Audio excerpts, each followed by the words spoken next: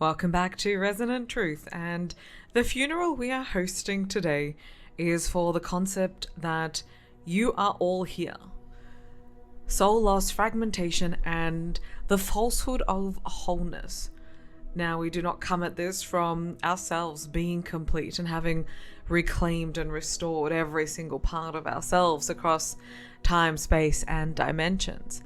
But one of the things that really impacted our spiritual evolution was realizing that I am not all here. Why is it that this part of my life simply cannot get started, or if it gets started, it collapses as quickly as it came about?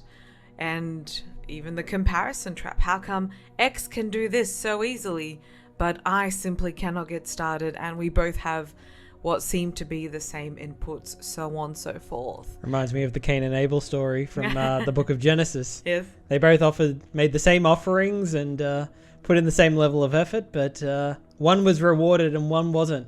There were unseen energies at play. That's exactly what a big part of the spiritual path is to understand what are those unseen forces at play, because when you want to locate someone, conventionally you just look at what you can make of them in the world, but that does not give a full picture at all. So to the listener, but Daniel, I want you to answer this as well. What if the self you defend or defended so fiercely is only a shard of who you truly are? What if? The answer is, from what we've seen and what we experience, and as others are finding for themselves, the soul is enormous. It is so large.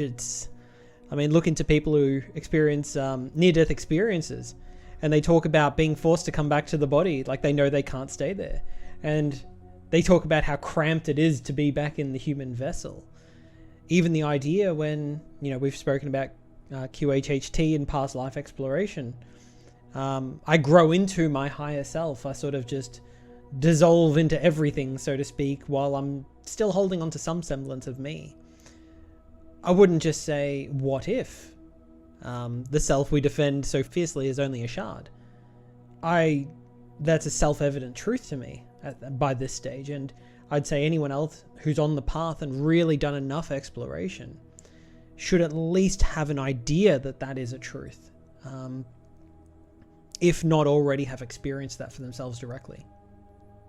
Speaking to the concept of wholeness and fragmentation being not antithetical to that, but we'll be exploring these concepts further.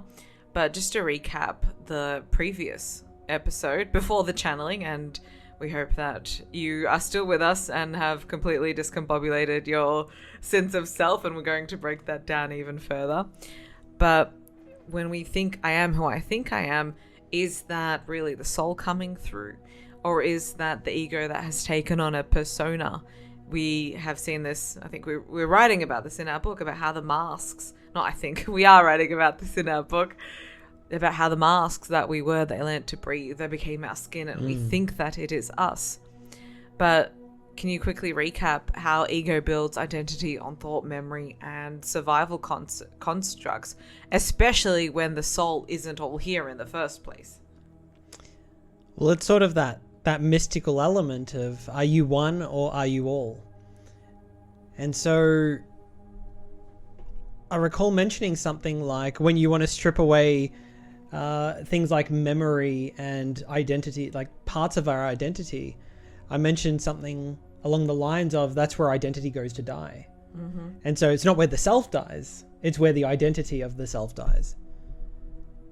And so this is also where it remains in that mystical sense of, we're still part of the all, and even though we're fractals experiencing a unique lens of the all as well, we have parts within our own larger makeup of the soul, as you would call it.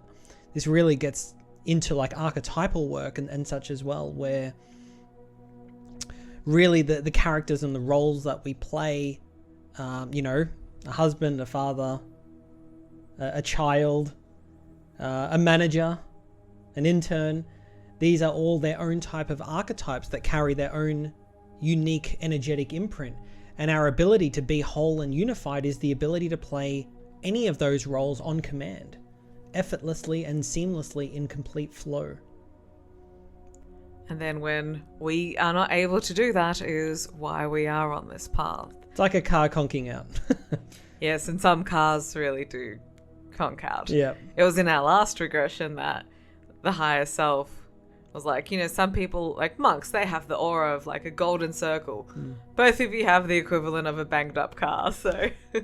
We also got told in the session cars are the way your car behaves or struggles as well is also it can be indicative of something with yourself. Look at the way you treat your own body. Is there really much difference in the way you treat your own car or your own property? It goes Something back. to think about. It is. Well, we'll touch on that in future episodes, that everything is alive as well. So we'll be speaking about parts of self, and maybe this is new to some, but you may have heard this in just general talk therapy, but it is commonly used in IFS, which is internal family systems. And we'll give a desktop definition for those who may be unfamiliar. But IFS is a psycho-spiritual model of the mind that views the psyche as a system of distinct sub-personalities or parts, each with its own perspectives, emotions, and roles that do form the totality that is playing out as you. Now, these parts then are an internal family, and like the external one that we experience, they are impacted by trauma, adaptations, protection strategies, environments, culture, conditioning, all of these layers, as does the individual. But at the core of this system remains a self, that which is the truth, that which is able to heal and harmonize these parts.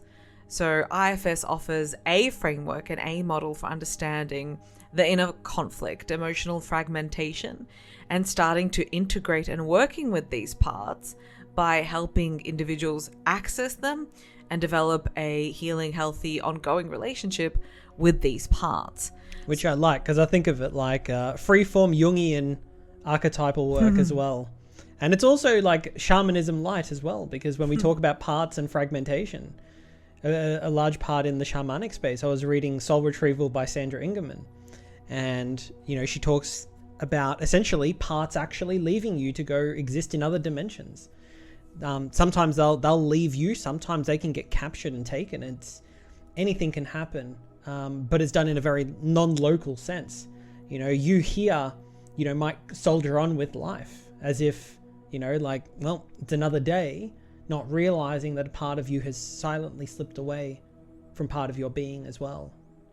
And we often tend to call that something like depression in today's world, which is somewhat synonymous with soul loss. Not that that's a diagnosis. Soul loss occurs when the psyche decides a part of you must leave in order to survive. This is going to be emotionally, spiritually, energetically, because something happened. This is an analogy that Daniel gave at the start, where I was still trying to grasp how could I have trauma.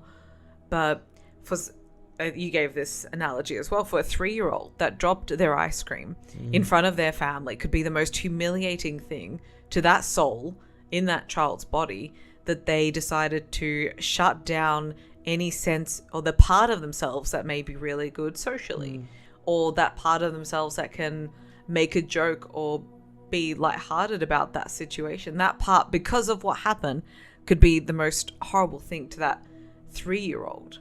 Now, that part is not there as an adult unless the reclamation work has been done to create the conditions for that part to safely return. Can you give more analogies or examples about soul loss and what this and how this further plays out? Like the symptoms, people would be really familiar with the symptoms. Depression's a great one. Well, we think of it like you mentioned something happens. That's not always the case. Sometimes it can be a low grade, chronic something that it's like, reinfecting the same small little paper cut over and over, and then it can fester, and then eventually you have to get the whole body part amputated because it gets so bad.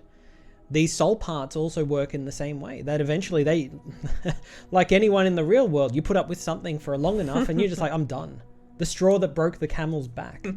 And so, you know, we have to become very human to even think of this. It's not like blunt force trauma. Mm-hmm. It's not like what they used to call shell shock became PTSD, which then got later refined to CPTSD, or complex post-traumatic stress disorder, which is typically associated with like developmental issues and behavioral pathology, particularly through personality.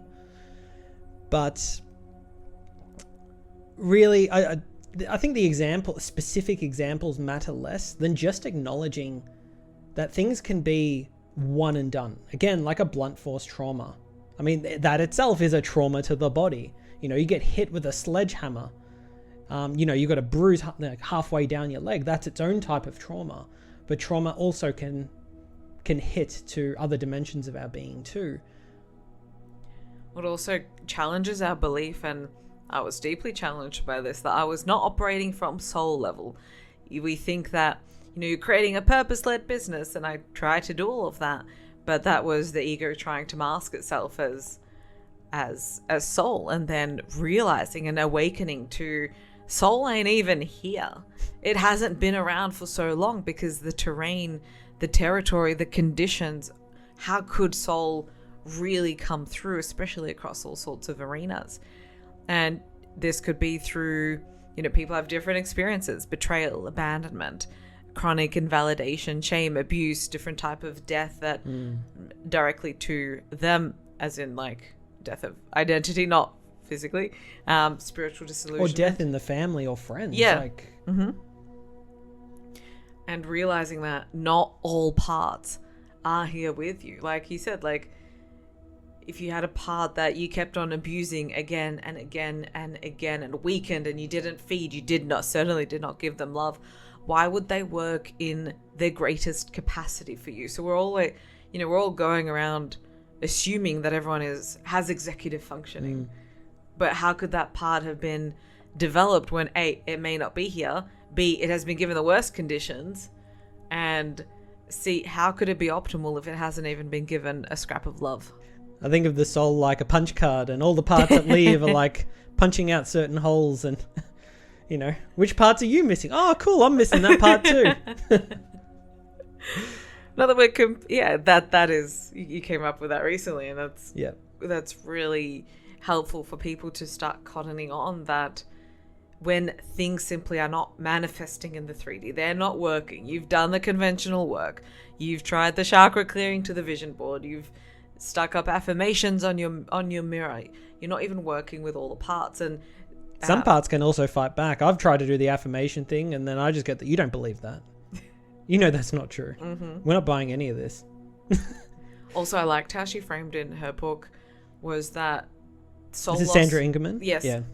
How it talked to this, but this is one of the great limitations of talk therapy is you're not even talking to the parts. You're only talking to the parts that are home.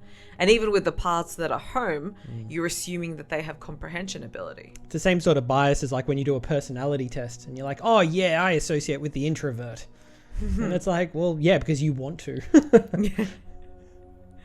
And this goes into the myth of wholeness in healing, is that I did this too. And anything that we say, we're not immune from this. We are dedicated to doing the work. We fall off the wagon, we get back on the wagon. We so keenly explore and want to explore. And when we aren't exploring parts of ourselves, we feel like something is missing. We've become too human. So even at the start of the healing journey, I started with the illusion that all parts are present. I'm working with everything, and everything is also working at full capacity. But it was close to when I was moving out, and you were channeling for me as to why was this so difficult for me. It took some very deep inner work, and you were referring to the parts that I needed the most to help me move out are actually the parts that are weakened.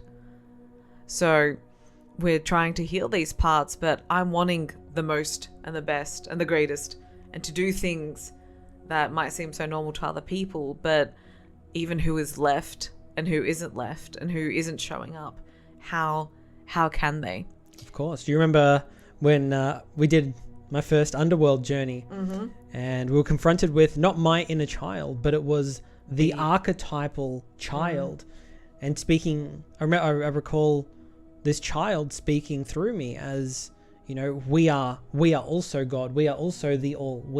God is not some patriarchal, or I mean, even if you want to flip it, like, it's not some parental figure who just knows everything and rules over or oversees and protects you. It's also the young and the innocence within us as well, and the parts that have no idea how any of this works and wants to learn as well. It's all part of this living, breathing cycle of reality itself. Do you recall that session?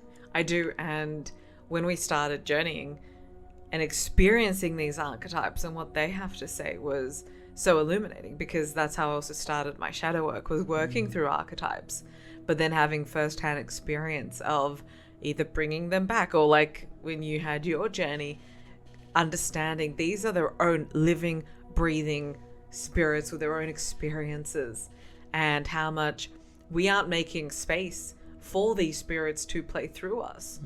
So that's why I tried to intellectualize, I'm this, I'm that, I'm all of these things. It's like, that doesn't exist. Within you, there's no space, but also they're not actually here. Before we go into what it feels like to be fragmented, even understanding different bodies, and you can speak to this, but that was also revelatory when I started, was like, wait, there's another body that's not my mind. I have more to me than a mind. And what about the emotional body? And my emotional body is like obese, because ours are obese because it's carrying so much that was never expressed for many different reasons. Or the physical body, which it keeps on rubber banding back to a certain thing, let alone the etheric body. So can you speak to just the concept of even having different bodies, which are also a different way to look at the parts of self? Yeah, like I recall when we were doing the shamanism workshop and we were learning how to actually open up the Viracocha, and we could actually, we were entering into a light trance where we could actually start to get visuals over our chakras. You know, these are not just, you know, circles overlaid on top of a body that sits on a poster on your wall. That you could buy at South Melbourne Market for $25. But these are actually living centers that exist within us and as energetic expressions of us. They hold this energy for us as well. And so even knowing, you know, once we opened ourselves up in sacred space, of course, don't try this at home, kids. We're able to start connecting with, what do our chakras carry? Are they spinning right? Are they cloudy? Are they spiky? Are they, like, what do they carry? Do we get any visuals outside of just what the actual sphere itself appears like? And, you know, I remember the third eye was just completely cloudy. Not completely, but it was close enough that I had to do more work after the session to be able to strengthen my third eye even further, to do more of this work at all. The chakra body could be a whole other episode. There's much, but it is the encyclopedia of everything from your pain to your pleasure. But you can connect with and experience all of them because they are you. But even those, we're assuming that we've come in as a blank slate, that these are brand new chakras that have not traveled or been anywhere and hold nothing. But that, or the parts that would oversee and actually regulate them properly might not be here as well. So that reminds me of when we journeyed you took me to the underworld, and the manager of my solar plexus took the microphone because they were so desperate to just speak to someone in management level, because and we'll speak to just quickly on the solar plexus. It's the third center up from the bottom. It's this yellow in color, and it represents willpower and your sense of identity and your ability to sort of carry out your energy into the world with, I get the word like courage, sort of energy. And that was a center that has been very weak for me. I thought I was a strong, powerful, independent woman. I don't need no man. I call bullshit on all of that. because not just was there lifetimes of disempowerment, but the manager of the solar plexus was working in a condition where there was like a hole in the floor, and that hole in the floor was leaking power across lifetimes. And lifetimes that are happening right now as well, because I also recall she mentioned that it's happening simultaneously in other places, and like your soul has done a lot of work through lifetimes like Eleanor to make this happen, and she is not happy at all. No. Overpaid, underpaid and overworked. Yeah. And very unsafe conditions. But the analogy was also like, imagine trying to move in the world, but you're carrying the equivalent of like highways, dragging that with you. And then you gave a script, and the hole in the floor sealed. So it's like, thank you. But also looking at this internal system, also like a corporation, there's executives, there are, those on the floor who need to do the work. And they're not able to speak to management, because management is just putting out fires left, right, and center, and they can't even get hold of the CEO. So that was a phenomenal experience. And people who want to experience their own power and understanding that there are leaks, there are holes, there are many different ways in which spirit can express as to why you don't have energy to something. Yeah. And it's funny that you actually mentioned that, because even in IFS, managers is one of the core like archetypal pillars. The others being the firefighters and the exiles and the self as well, obviously. And knowing the roles that they all play as well. So again, something else that came to mind was, before we talk about what it feels like to be fragmented, astrology. So astrology, and you can give a top-down perspective of this. Daniel is the resident astrologer and the only astrologer at Truth of You. I get late-night astrology readings when I can't sleep, and I have readings on call. I'm very lucky in that sense. But one of the first things I remember was, you're going to have to give the language around this, but I don't have access to that lighthearted Gemini energy. I take things too seriously. Well, even the lightheartedness is also Sagittarius. These two zodiac are intercepted, and they have no home, no area of your life that they rule or come through best. And so the lighthearted energy of the mutable fire and air is the one that's, don't have more intense than so Daniel, like you, out of everyone, the only person who's been able to introduce that energy into my life in a way that is both playful and fun, and allows me to realize this is nice. Actually, there was another spirit, but I won't talk about how they helped me experience such a lighthearted, playful way. Another spirit, that's probably not a spirit, that was a ball pit, but that's for another episode. But can you talk to how astrology also helps us map, why do I have such great access to, let's say, fire energy, and I can just do stuff in the world, but other people can't get started? Can you speak to that?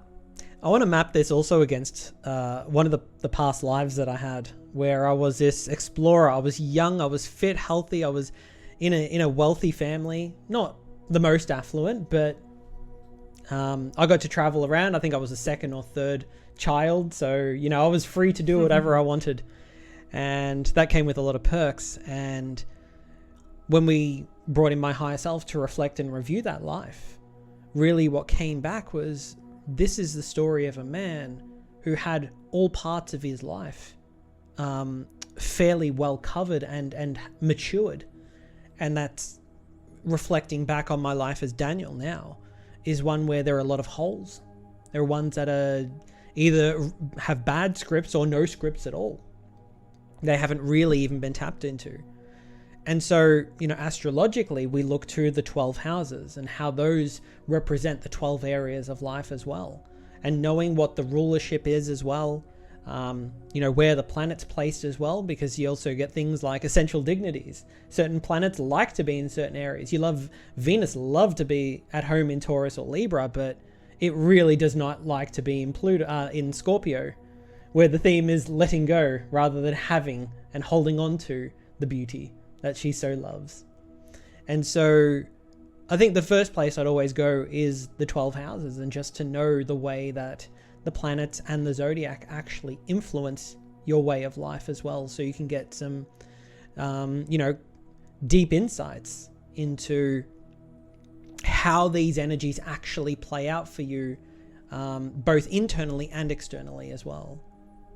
For those interested in exploring astrology and consciousness, we have a beautiful and deep and profound but grounded and practical free downloadable on our website developed by Daniel. Just head to truthofyou.com.au and continue your exploration and understanding this language, as it helps bridge that sense of fragmentation. Why do I feel like I'm longing for something that I can't name, or that I can't contextualize?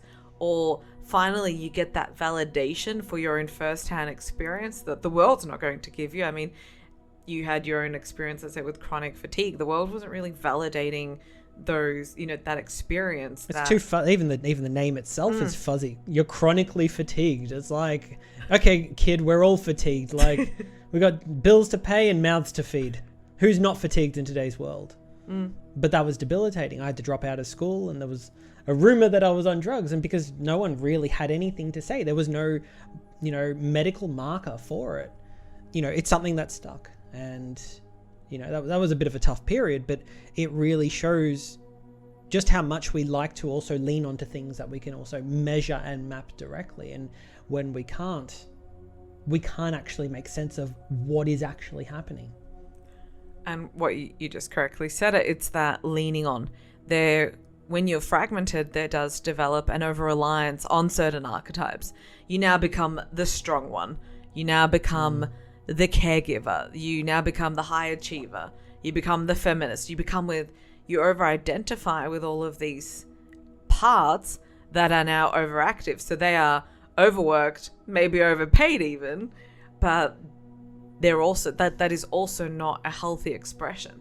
It's sort of like even in the human body. I remember when I was studying physiology at uni, and we were talking about the adrenal glands and the thyroid, and how many people who have thyroid dysfunction, like Hashimoto's, which is an autoimmune condition, or just low thyroid function in general, don't actually consider the fact that the thyroid actually plays a large role in the parasympathetic nervous system, the rest, digest, and repair, but fail to look at the adrenals, which drive cortisol and other hormones like cortisol that really just, wake the body up and make it go. But it's also the one that, chronically high levels of cortisol, create burnout as well. And so there's always this balance that needs to be maintained. And another part of what it feels like to be fragmented is simply that recurring sense that something is missing. Maybe it always has been, maybe you've never had access to it, but a deeper part of you knows. The soul knows. You just can't put your finger on it, and the world will not help you put your finger on it. It will tell you to do another development course. It will tell you to start a hobby or start a business. It's like that does not speak to the depth of what the soul craves as well. And we look at fragmentation and we say that people are dysfunctional, or they're messy, or they just need to apply willpower. And you speak to this well. That can you speak to willpower how you always speak to willpower? Yeah, well, I mean, like willpower is in and of itself, it's a limited resource as well. And so even though you can develop willpower, you can train your biceps at the gym and be able to become stronger and hold more with your arms, sure. But at the same time, the human body can only handle so much. And so, where are you getting the energy for your willpower from as well? Because, like the bottle you take to work with you of water, there's only so much there. And you can only ration it for so long. So even knowing where we're getting this energy, we need other parts as well to come online, again, to work in that wholeness, in that harmony, and the fragmentation. This is where, you'll see people that they become lazy, or they become agitated, or there's usually a deficiency because a part of themselves typically doesn't have enough, and the other parts just aren't supporting the part that does need it. Fragmentation isn't dysfunction. It's an adaptation style or method. Great way to put it. It's its own intelligence trying to do the best with what it has been given to work with, or lack thereof. But what this costs you is your full essence.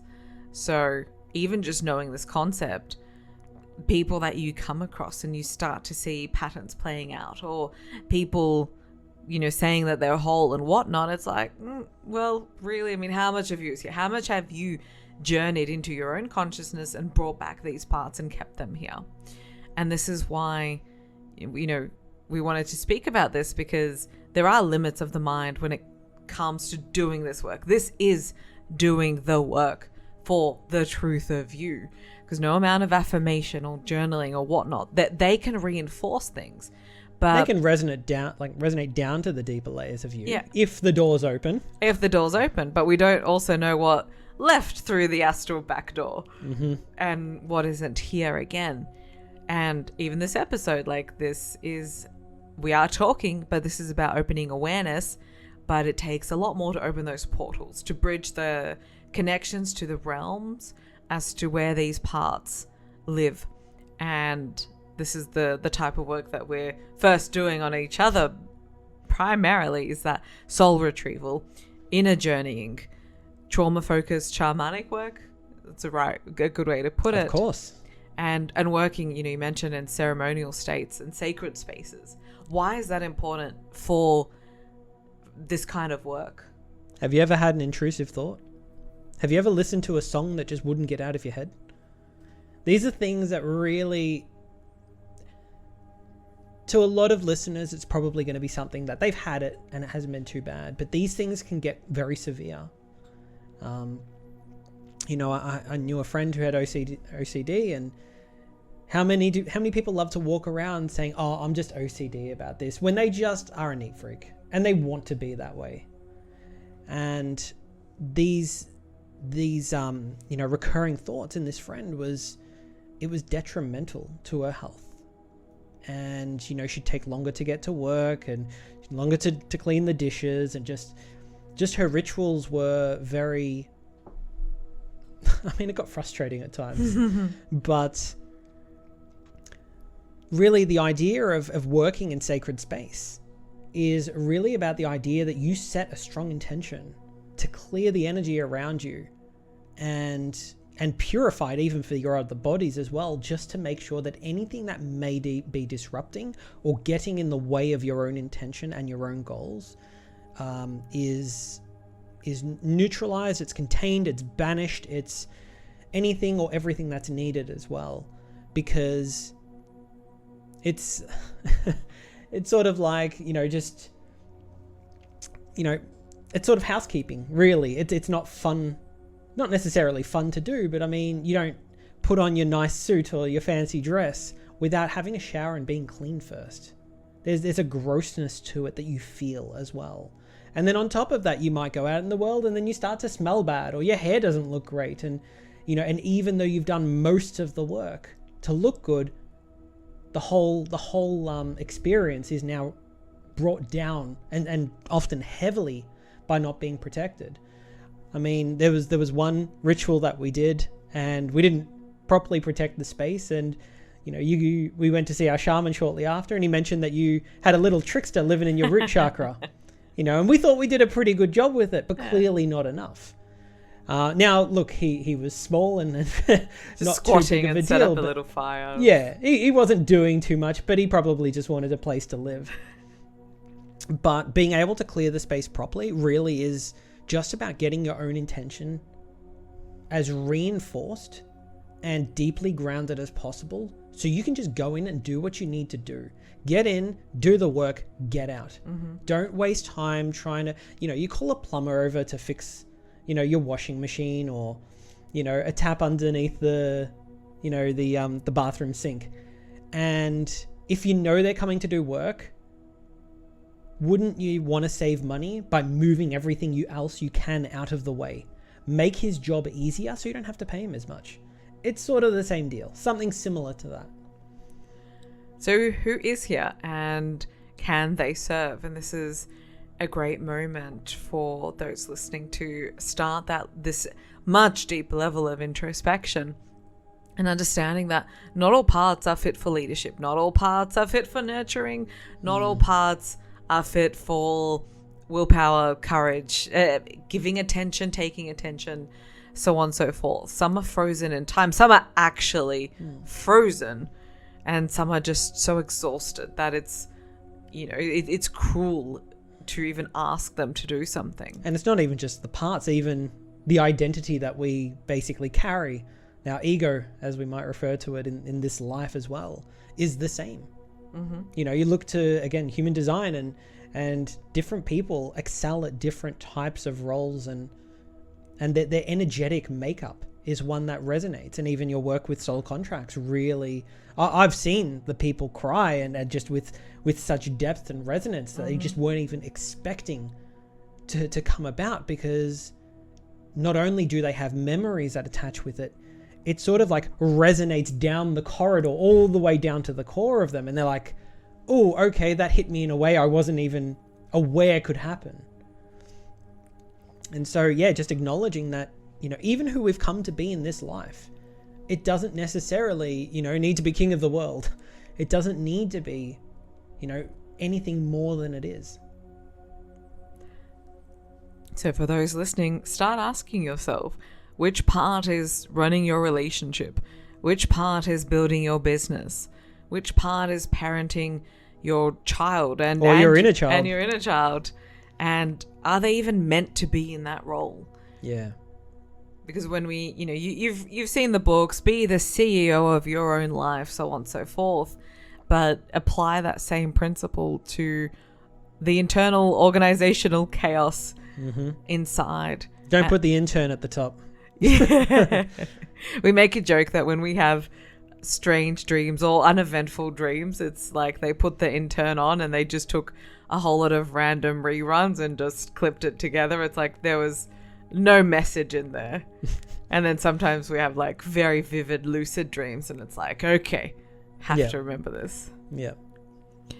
When we're looking at parts, we are living lives that these parts have been sometimes governed by false systems, they may have been exiled. Daniel had a dream on a part that may have been exiled. I got told to work with the exile. Like that was a whole part of, my story of moving out of home and such as well, is one that, you have to understand how you were exiled. Not now, a very, very long time ago, and how you've tried to live with the firefighters, trying to protect the exile archetype rather than actually sitting with connect with the parts that you don't have. Understanding the fragmented sense of self has also really deepened our work with clients, because in the past when I used to work with people, I had an absolute blind spot. It's like, how could you not do the thing that seems so easy from my perspective? Or I've given all the steps, you just need to follow it. Like me trying to write when she's published 4 books. Guilty. But it has offered such a profound sense of understanding self is not a static thing, but as a constellation of return fragments. And as I would welcome someone into our physical home, and we do such a beautiful, graceful, elegant job, but that's also, we have the energy to access that is important to us when we are working with these different parts and bringing them to our awareness. Because I have been, I have a very active inner judge, very quick to judge, very quick to very quick to self, beat myself up. Like, how could I have not known this? It's like, how could I have known this? It works both ways. But also that wholeness is not necessarily the goal. That also is quite a linear way to look at this. It's being able to flow between it all. Again, you have to be... Again, even just the fact that we're living life as individual humans already has some degree of fragmentation. But also understanding that we're our own whole-on of the universe too, which I believe we spoke to in part 3 of the channel Descent into Identity. And being able to find your place amidst something that you can never locate really is sort of the challenge, but it's also, it's where you can find peace. In the same vein, if you're always judging yourself, from the judge archetype, when it was a part that made a mistake, well, the part didn't have access to the information of all the other parts. where the judge might have. But at the same time, being able to forgive yourself and going, well, I'm only human. Like we're not built to be perfect. And being able to know, right, I'm still trying to work with, I do have access to all of these parts. So I can do better. I can strive towards wholeness at the same time. And sort of finding, that balance between the two. So for those listening that feel like something is missing, archetypes and fragmentation and, maybe the Jungian route or even the soul loss concept is the shamanic route. The shamanic route is a fantastic foray into further exploring self and understanding, well, how can I be me if not all parts of me are here and functioning well? Just look at this as standard corporate environment. Not everyone's functioning at their optimal. Not everyone's seated in the right place. No, some people don't even want to be there. It really is no different internally. So are you who you think you are? Or are you simply the one who remained behind? Take a moment this week or when you listen to this episode to sit with the parts of you that are still here and ask gently who isn't and why. In the next episode, we will continue exploring a sense of self, and we can also go deeper into how to call them back. How we call them back as well. And how we call them back. I think that's what we're going to stop this podcast and go do a little bit more work in that sphere. If you love what you're listening to, we would love your feedback and thoughts in reflection. I am the Eleanor Moshe on Instagram. And I'm the Daniel Darman on Instagram as well. You can also, again, go to our website, truthofyou.com.au. The astrology and consciousness downloadable is also a wonderful tool to start bringing in language. And we will also discuss language on the podcast as to just having the words to have these conversations and explain why do I feel like something is missing. Until the next episode, remember that you are too big to be this small, but the parts that are keeping you big and small, where are they? They're right here.